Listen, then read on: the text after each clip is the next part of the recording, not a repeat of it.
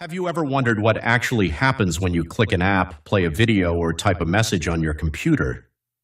It might seem like magic, but behind the scenes, every computer follows a surprisingly simple process.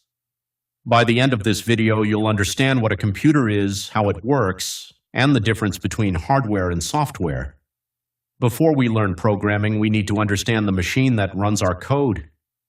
Let's start with the most basic question. What is a computer?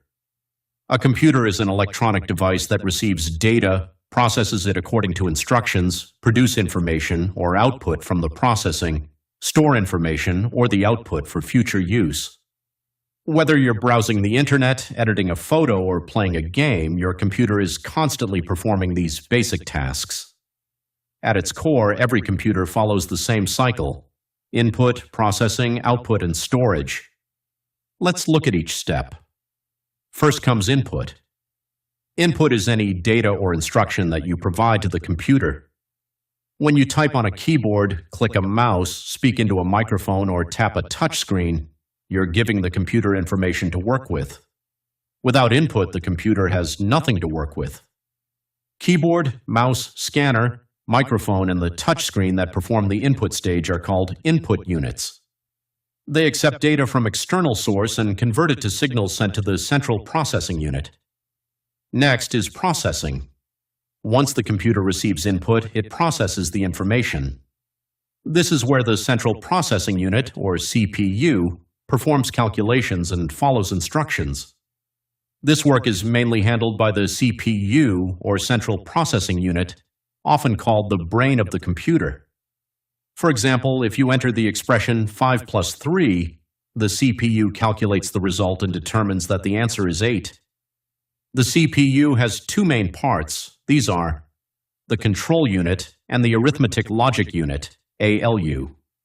The control unit interprets instructions to the computer. It controls the fetching of instructions from the main memory and the execution of the instructions. It also controls input and output devices and passes data to the second component, the ALU. The arithmetic logic unit, ALU, carries out operations on integers and real operands, performs tests for equality, etc., performs the arithmetic and logical processing. Once processing is complete, the computer generates an output.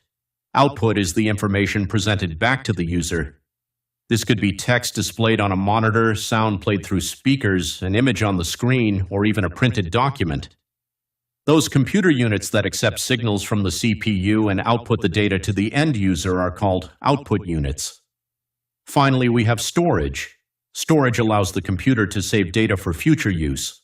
Your documents, photos, videos, applications, and saved files are all kept in storage devices such as solid-state drives or hard disks, so they remain available even after the computer is turned off.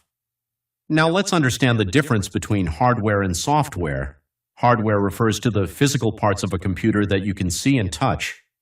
Examples include the keyboard, mouse, monitor, CPU, memory, and storage devices. Software, on the other hand, consists of the programs and instructions that tell the hardware what to do. Operating systems, web browsers, games, and programming tools are all examples of software.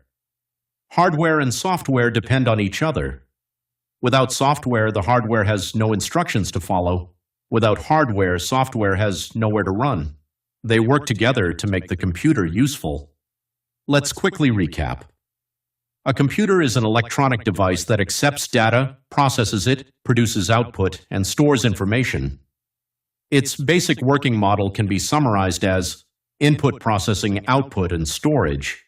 And every computer consists of two key components: hardware, the physical parts you can touch, and software, the programs that instruct the hardware.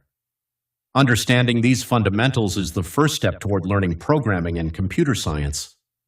In the next video, we'll explore two of the most important concepts in computing: algorithms and flowcharts, and learn how programmers solve problems before writing a single line of code.